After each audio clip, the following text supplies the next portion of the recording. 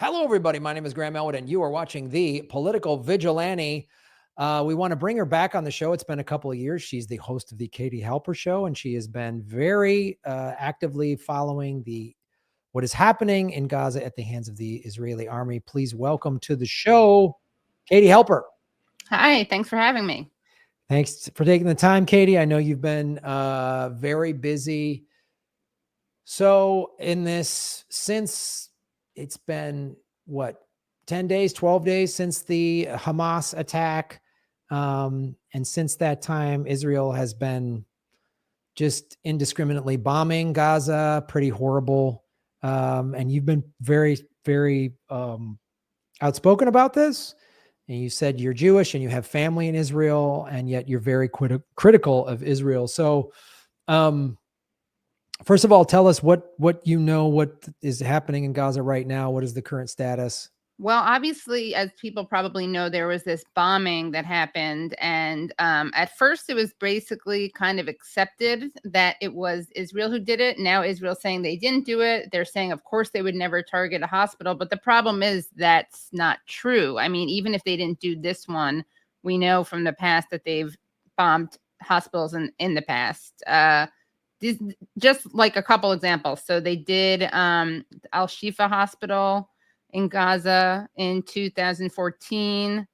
And there were Doctors Without Borders doctors working at that hospital. The IDF also bombed 3 other hospitals in Gaza. The European General Hospital, Beit Hanoun Hospital, and Al-Aqsa Hospital. So that's just from one time period that they did that. So this idea that they wouldn't do this is, first of all, is ridiculous. And it's also probably, I mean, in the past, Israel frequently will deny something, and then later on, when the world isn't paying attention anymore, they admit it. So that's what happened with Shireen Abu Akleh, the Palestinian-American journalist who was killed by Israeli snipers. Israel denied that had happened. They even released footage claiming to have captured the shooting, even though it was from like an alley that it was physically impossible for it to have happened from. They did a forensic analysis of it. So they not only denied it, but they like actively lied and put out other information. But it's really, Israeli Hasbara, as they call it, which is basically like, it literally means in Hebrew, apparently it means explanation, but it's like the term for Israeli propaganda. It's really strong. And that's one of the reasons the dehumanizing language of Palestinians, about Arabs, about Muslims, is so dangerous, because you see that people really do think that Israelis are just incapable of doing something so savage as blowing up a hospital. But they do that. And when you present them with that evidence, it's just denial, or where are those facts coming from, or you're biased, or Israel has the right to defend itself. And the cool thing about this is, regardless of who, I just tweeted this, because regardless of who we learn is behind this, people are outing themselves already as being okay with war crimes being committed in the name of self-defense. It's obviously not self-defense to bomb a hospital. And I actually had on Norman Finkelstein last night, and he went through he kind of debunked a bunch of Israeli propaganda talking points. And one of them is the human shield myth, which he's read human rights report after human rights report. He says that Amnesty International did not find that Hamas used human shields, but Israel uses human shields, interestingly enough. Now, Hamas is very densely populated. It's, it's an open air prison or concentration camp. Gaza is. Did I say? You said Hamas, but oh my God, I did like the worst thing. The whole point is Gaza is not Hamas, but thank you. But I have Hamas on the brain, obviously. But yeah, Gaza is very densely packed, so they'll shoot from places or fire rockets from places that it's hard to get that far away from other people. But in terms of using human shields, the human rights literature does not support that. But people, that's all. They just have their talking points and they stick to them, and it's really scary. The propaganda that comes out of Israel is unbelievable. And also just the threatening of, the 3 journalists that got released from MSNBC. They were pretty pretty good at like carrying the neoliberal water for the ruling elites, and yet they still were fired. I don't think they were fired unless there's an update. They were benched from right, from anchoring. I mean, yeah, I said this the other day. I think, imagine if the only 3 Jewish anchors at a network were benched, even temporarily, because of current events. Imagine how people would be up in arms about that, as they rightly should. But yeah, their bias is just that they're 3 Muslim American journalists who they just see, I think, other Muslims, Muslim Americans, Arab Americans as human. And that is not ultimately the company line. No, it's not. I mean, it is scary. I was in a yoga class last week in West LA, and I come out of my yoga class. It's hot yoga. I'm just exhausted, and I'm all like zenned out. And I hear this Israeli woman in the lobby talking about Palestinians, and she's like, they're not even human. They're less than animals. And these like, American white ladies are like, oh, wow. And I'm like, I'm so like zenned out and exhausted. I start turning like, what? And my yoga teacher sees this. He obviously has been hearing the whole conversation and like comes over to me and is like, hey, great class, Graham, and kind of walks me away. Cause I was like, and then I'm like thinking about, I'm like, if can you imagine in West LA, anywhere in Los Angeles, if someone was saying those exact words about Jewish people, what would the reaction be? They're banned from this yoga studio. We don't tolerate hate here, and on and on and on. But she can literally talk about people like they're less than rats. Right. And then they also do this thing where they all want to kill us. They hate the Jews. Now, Israel does not represent all Jews. It likes to pretend it does. But there's a big difference between being a Jew and being a Zionist. And the people who like to conflate those two things are the people from like AIPAC and Anti-Defamation League.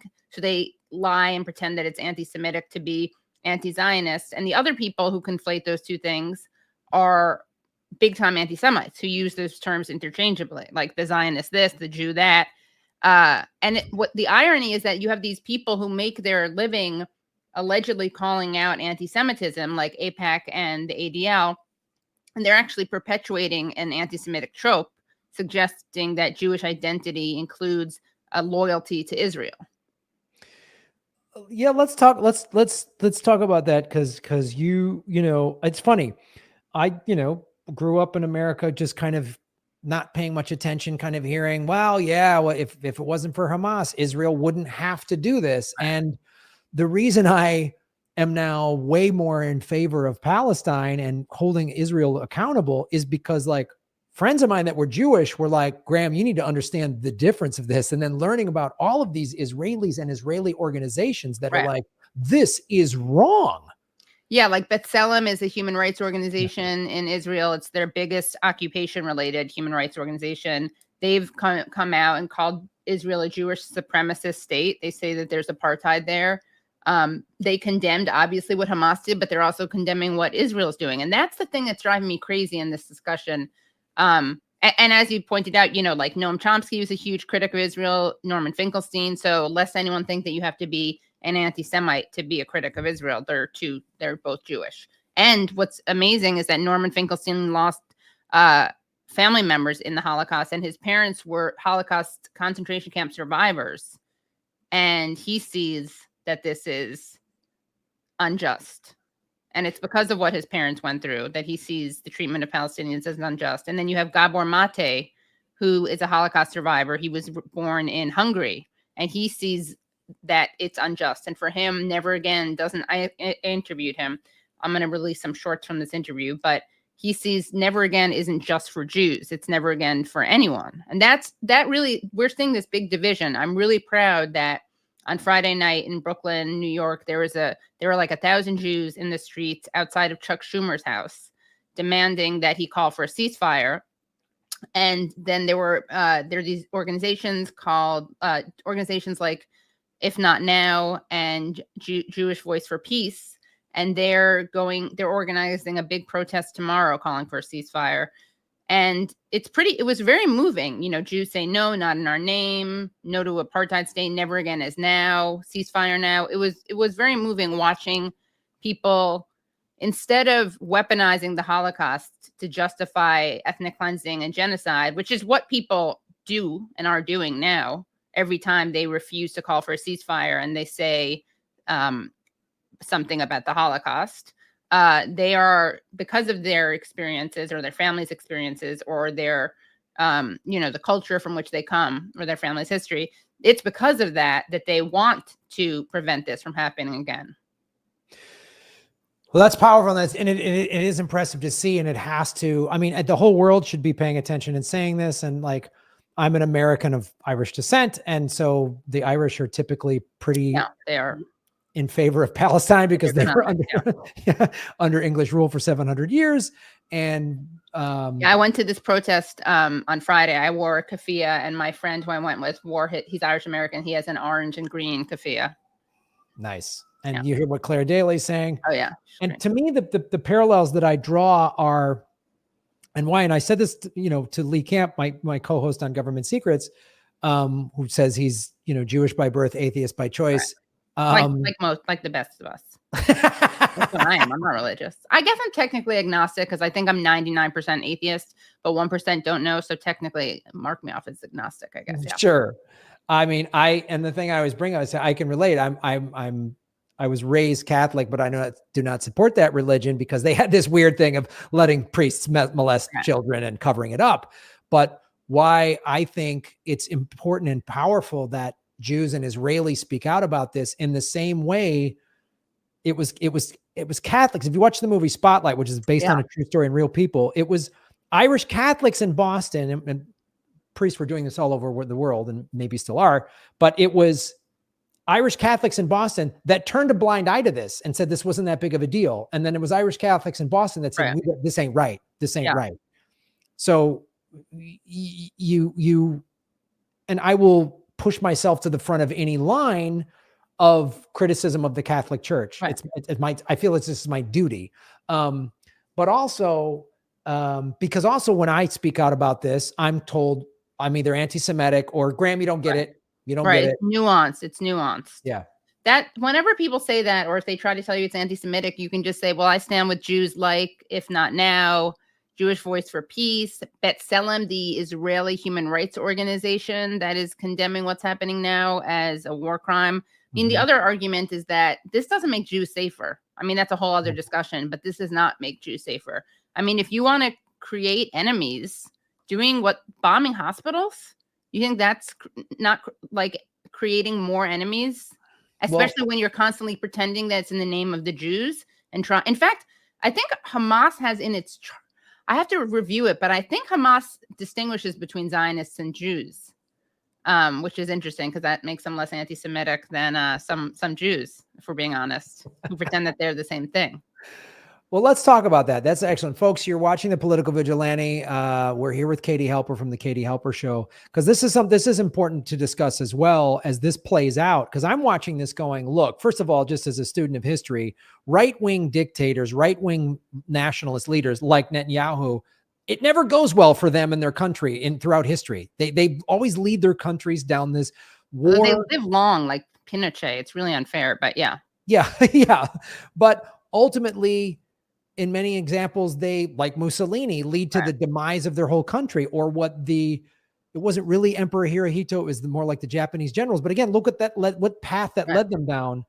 So I'm seeing this going, even if you just want to support Israel and you're against anti-Semitism, this is going to get Israel crushed. I mean, this could, in the long run, as America collapses financially, without America's money, Israel has no power. Yeah. Like, this could just lead to the end of Israel. Well, it's funny. There was this historian, a really brilliant historian. He died a couple of years ago, maybe a decade now, Tony Judd. And he wrote this piece, an article saying that he predicted that American support for Israel was going to decrease. I mean, it did, but not to the extent that he thought. He thought it was going to decrease because when Netanyahu won, he was so right-wing that liberal Zionists would no longer be able to pretend that they were supporting someone acceptable. because he was so right wing. That didn't happen. I mean, what you have now is you have younger people who don't blindly support Israel, which is a very encouraging thing to see, which means that the discourse is different and people who you may talk to have different attitudes, but because of the way politics work and don't represent the will of the people, it hasn't made that much of a difference in terms of policy yet. I think it will. But yeah, I think that it's just, it's so I mean, it's not complicated in that there's not a clear right position, and that position is to call for a ceasefire. Like, you have Hollywood people mad at other people for not speaking out against Hamas. Okay. Like Amy Schumer says she was alone. I don't know if you saw this thing. We talked about it with Norman Finkelstein. She put out this like ridiculous Instagram thing that was like, first they came for Black Lives Matter and I was there. Then they came for this, then they came for Jews and I was alone. Like, alone, the entire media and political establishment has condemned Hamas, has regurgitated their unwavering support for Israel, has endorsed the view that collective punishment is self-defense. When Hollywood celebrities raise their voices to condemn Hamas, do they think that Hamas is like, oh, did you see that Amy Schumer and Michael Douglas signed this letter? I think we should release the hostages. That's a good idea. No, it does. Can you curse on the show? Sure. I mean, it does jack shit, obviously. I think it's totally moral to condemn the killing of civilians. Now, I think that if you want to condemn that and you haven't ever spoken out about what happens to Palestinians, then you have a problem, because you don't actually care about civilians. You care about certain people and not about other people. But what actually could have an impact is people raising up their voices and saying ceasefire now, because Israel is the country that's killing people right now at a scale that Hamas is incapable of doing, in large part because Israel, unlike Hamas, is supported by the United States financially, politically, morally, logistically. So it's not, So it's not this, people, you can't really both sides this issue. No. Because one side of it is the side that is supported by our government. Well, yeah. The other thing Amy Schumer is doing too is it's like, oh my God, there's people like, throughout history, Vanessa Redgrave, who spoke out and said something at the Oscars, her career's over. I mean, Javier Bardem, I think his career's done because he spoke out about it. Yeah, he did. Yeah. What's her name? The Spanish actress, really beautiful. Penelope Cruz. She's got to do ads for Emirates Airlines because she can't get work in show business anymore. So it's like, Amy Schumer, oh my God, stop. Like, I watched the NFL football this weekend, and it was like, let's take a moment of silence for those that suffered in Israel. And I'm like, what about the 200 Palestinians? I know, that's the thing. They've killed 1,000 kids now. And it would be one thing if it was like the day after, right? Before there was this blowback. But once you get collective punishment that our government is inflicting indirectly, once you get that, there's really no excuse to not mention it. Yeah. Because it's the thing that you actually can have an impact on. The other stuff is virtue signaling. I'm sorry. It is. I mean, I don't begrudge people who do that, but what the hell are you doing being silent about the people that we're killing? Not our country's enemy, Hamas, which is our government's enemy. Obviously, the United States government and Hamas, they are not allies, right? The United States makes that very clear.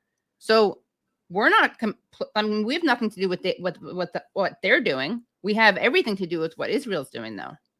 And again, I don't want people to die. I think that, I think nonviolence is the ideal way, but I also am not going to pretend that nonviolence doesn't get you shot, which it does in Palestine. You had people, the March of Return, the Great March of Return that happened, which was nonviolent. People were going up to the border and they were shot. Abby Martin has a great documentary about it called Gaza Fights for Freedom. And she goes through systematically how Israel systematically goes after all these protected populations. Snipers, they have very good aim. So this is very intentional. And they shoot medics, journalists, children, people with disabilities. All those people got shot and targeted by Israel. And also, when people say this started on October 7th, I mean, Gaza is an open air prison that you cannot leave. Women breast cancer survival rates in Gaza, I think, are 30 something and 80 something in Jerusalem and Tel Aviv, because they don't have the treatment facilities and they don't let you leave. You need permission to get treated. It's so obviously unsustainable. And the funny thing is that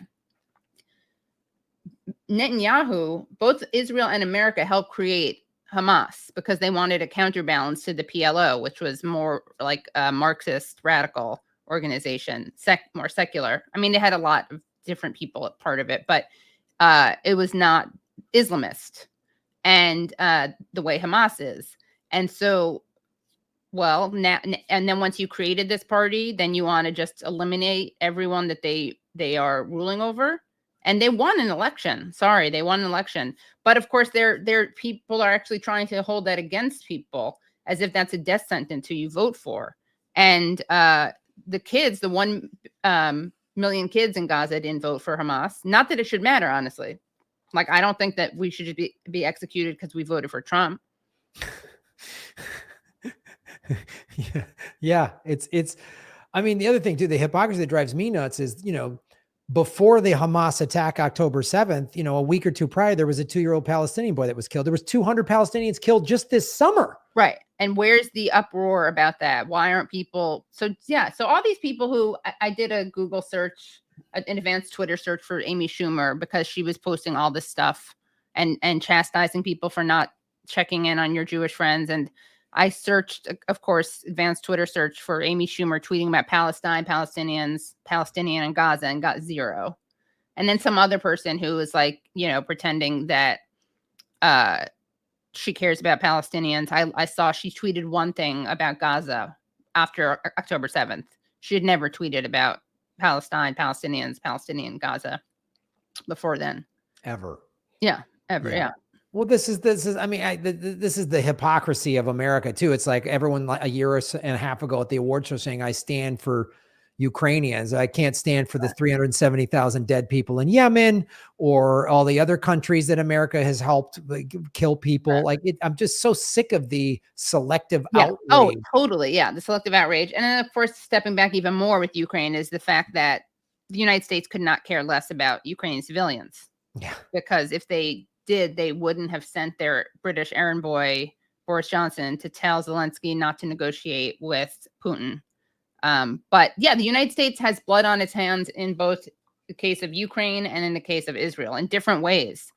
They pretend to be standing with Ukrainians. They are kind of open about their contempt for Palestinians. Not open per se, they just pretend they don't exist, which I mean, I can't imagine what it's like. I get really angry. And I'm not Palestinian, I'm not Arab American, I'm not Muslim American, but I'm kind of constantly angry when I see people talking about the Jewish victims without talking about the Palestinian victims. Because how at this point, when again, 1,000 children have died, and in every single media personality has made it clear that they value Jewish lives, and every politician has made it clear that they value Jewish lives. Now, I'm not saying there isn't anti-Semitism. That's kind of but I mean, some anti-Semites like to pretend they care about Jewish lives because they want Jews to go back to Israel so the rapture can happen. But I mean, it is just like every time I see someone mention Israelis, the victims of Hamas, at this point, it is inexcusable to not also mention what is happening to Palestinians, and that much more inexcusable because it's our government that's facilitating it. Yeah. So how do you see this playing out? I mean, this is like, I mean, we're sending that we sent a whole like carrier group into the South and into the Gulf. I mean, there's. Yeah. I think that they're not going to, I don't think they want to do a ground invasion. They're saying they're going to wait till Biden leaves, but I don't think they want to anyway. They'll probably pretend that they are using restraint. The truth is it's not politically popular. I think Netanyahu may not be able to recover from this because people are very angry at him for letting this happen. It's like, you're going to be a racist, authoritarian country. Aren't you supposed to at least like keep us safe? Authoritarian towards Palestinians, not towards Israelis. Right. Although the Israelis were up in arms not about the occupation, but about the judicial overhaul, because I think they think that he does have even among Israelis, authoritarian tendencies. And all of this is also because he's an incredibly corrupt person who doesn't want to go to jail. And if he's not the prime minister, he will go to jail. But, he tweeted something today about like, this is children of light versus children of darkness, which he deleted because I think it was just a little too heavy-handedly racist. The president of Israel said that there really weren't civilians because these people had voted for Hamas. You had an Israeli soldier the other day correcting Abby Phillips, that journalist, saying, I want to correct you. We're not at war with Hamas. We're at war with all civilians who want to destroy us. But how do you know what's in people's minds and who want to destroy you? And they're just making it clear that this is collective punishment. And we're going to look back at this moment and people's silence about this. And it's going to be like a never again story, because if you just look at the photos of these innocent children, entire bloodlines are being wiped out, entire families, not just immediate families, great grandparents, parents, kids, cousins, nieces, nephews. It's not like in the States in Gaza where you have like one family, like of 5, let's say, it's bigger, like communal houses. Often you build on top of it. Right. We had a Gazan journalist on the other day who was explaining this, and it was awful because, it was sweet. You could hear the kids playing in the background. And this is, you could hear the kids playing in the background. And then I asked him about, and his name, by the way, is Rafat Al-Arir. He edited a really good book called Gaza Writes Back, which is short stories from young writers in Gaza. And you could hear the kids playing, and you could also hear the bombs. He was like, oh, wait, I think I hear a bomb. And I asked him about his kids, and he mentioned one is 7 years old, but he's like, she's 7 years old, but we say she's 3 wars old. Mm. So yeah, and that's intergenerational trauma. That's what's. Oh yeah, and he was talking about how they get depressed. How the kids are disconnected. They're kind of checked out.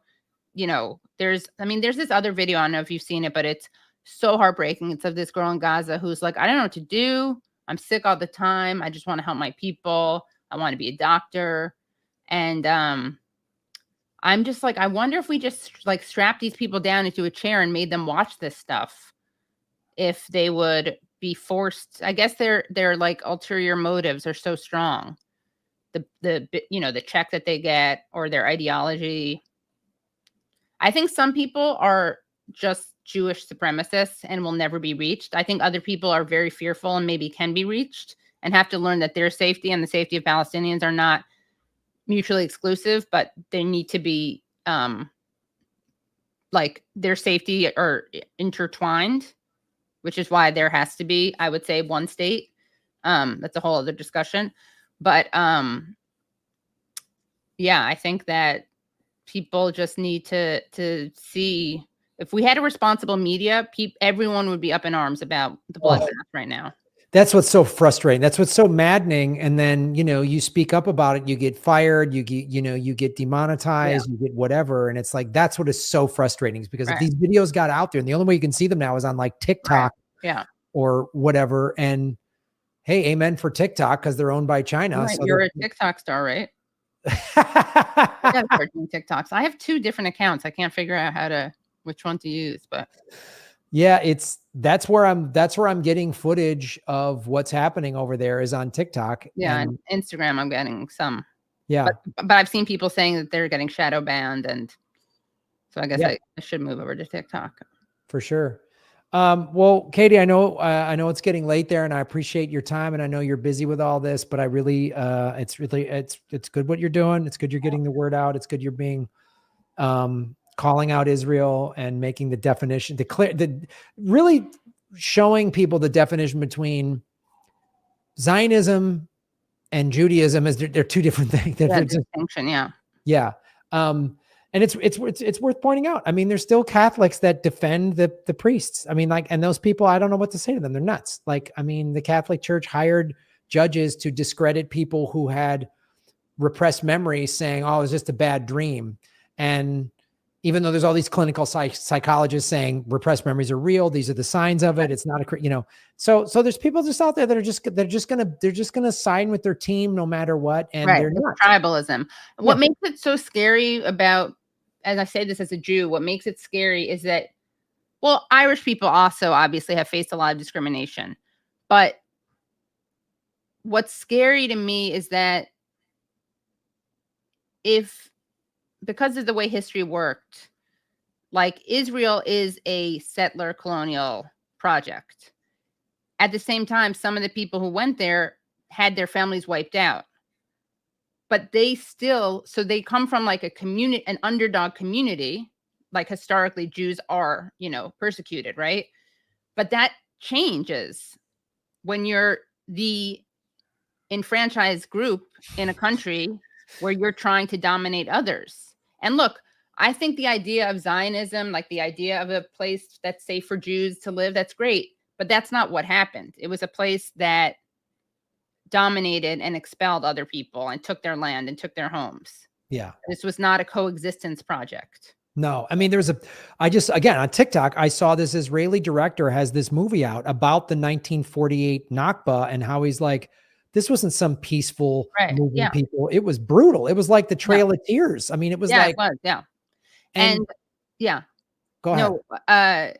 No, we also have another politician saying that he wants another Nakba. Of course. Which is interesting because he's a member of parliament saying he wants another Nakba, which is interesting because people tend to deny that there was a Nakba. So when they're not denying there's a Nakba, they want another one. Right. And it should be noted too, going back to the censorship, the Israeli government has been trying to block this movie. It starts with a T. Oh. It's about the town that started. Tantara or yes, that's it. That's it. Right. I need to watch that. It's an Israeli director, and he's saying Tantura massacre. Yeah. And he interviews these old Israeli men who are, veterans, old soldiers, like, yeah, we went in there and killed as many Arabs as we possibly could. Right. And the Israeli government is so full of shit, like all governments. They're so full of shit. They censor it. And it's like, they've been arresting Palestinians over their social media posts in Israel. They've been also making it illegal in other countries, not just Israel, but in other countries. They're making it illegal to carry a Palestinian flag. They arrested some Jews in Germany protesting for Palestine. That's the most, if that isn't so fucked up, I don't know what is. That is so many levels of hypocrisy. I can't even unpack it. That's just like, it is a Chinese doll of insane hypocrisy. Yeah. Wow. Germans need to deal with their stuff. They need to deal with their own shit and their own legacy and their own anti-Semitism. It's just so ironic to see them making Palestinians pay for their crimes, which is what they do. I had a guy on my show who's an artist, Adam Broomberg, and his mom's a Holocaust survivor. He's a South African Jew. And they canceled the show he was doing. And a guy they have an anti-Semite expert, a German anti-Semite expert who, deemed it anti-Semitic. And it's anti-Semitic because he, cares about Palestinians. But you have a German telling a Jew that he's an anti-Semite? Have some humility and have some shame. Wow. I think the guy may have converted, but that doesn't matter. I think he's a recent convert. It's like, you don't know anti-Semitism. Sorry. Well, it's good for you to like the religion of Judaism, but you don't come from people who were exterminated probably by your relatives. Yeah. That's so insane. Well, I appreciate you and others, and you're having people on like Norman Finkelstein and others, and putting out the word of these Israeli organizations. I was aware of B'Tselem. They're great. Say the other ones because I haven't heard of those. B'Tselem is the organization. I also made a video that I got kind of fired over where I lay out the case for Israeli apartheid, which goes through other people who make the case, like all these people related to the UN and of course B'Tselem. And then Jewish Voice for Peace. I was looking for the address because they're great. Okay. If people want to Google them, they're see, Jewish Voice for Peace. I also did a tweet where I like named all these. It's kind of scary labeling all these Jews, but listed a bunch of Jews who are good on this issue because I know that people are struggling with being called anti-Semitic. So I thought that was like an important thing to do. Wait, JVP, Jewish Voice for Peace Action. You guys need a website linked on your Twitter. That's weird. Well, JVP Live, that's their social medias. Okay. Jewish Voice for Peace, yeah. Great. And we're organizing this big rally on Wednesday, 12 p.m. in DC. Awesome. Awesome. Stop genocide, because they care about genocide. Yeah, it kind of feels like we all should not want genocide. I don't know. That's me. Maybe I'm nuts. But I'm the crazy guy that said you shouldn't be allowed to rape a child. I don't know. That's where I'm crazy. You have a record of being crazy, Katie, well, where can people follow you and listen to you? And so I didn't even remember I put that up there. I have that from when I do my show. So patreon.com/the Katie Halper Show, or KT Helps, that's letter K, letter T, HALPS, on Instagram and Twitter. I also co-host the show Useful Idiots, which you can find at usefulidiotspod.com. Is it usefulidiotspodcast.com? I can't remember, honestly. And that's also at Substack. Right on. Oh, and youtube.com/the Katie Halper Show. I stream every Tuesday night at 7 p.m.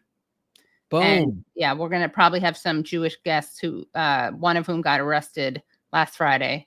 This 81-year-old woman who got arrested for the calling for the ceasefire. Well, if you ever need anybody to call out Epstein or the Catholic Church, let me know. I can come on. Okay, great. Yeah, always. All right, Katie. Thank you so much for coming on the show. We appreciate it. Thanks. Follow Katie, everybody. Follow what she's doing. And that's so why I don't have her on the show is because we had Syrian Girl on the show, but then they argue, and I appreciate what Syrian Girl said on the show, but what could be made is like, oh, Graham's having a Muslim or a pro-Hamas person. I was like, all right, let's get a Jewish person on here and spell out all of the Jewish organizations and Israeli organizations that are like, this ain't right. So any non-Jews such as myself who are in favor of, free Palestine and ending, the genocide of the Palestinian people, we need to have like, oh, you can't call me anti-Semitic because then all of these Jewish organizations, then you need to call, are you going to call them that? And it really dilutes the, either you don't get it or you're an anti-Semite argument. So really, boom, shaving the knuckles for justice on having Katie on the show. I know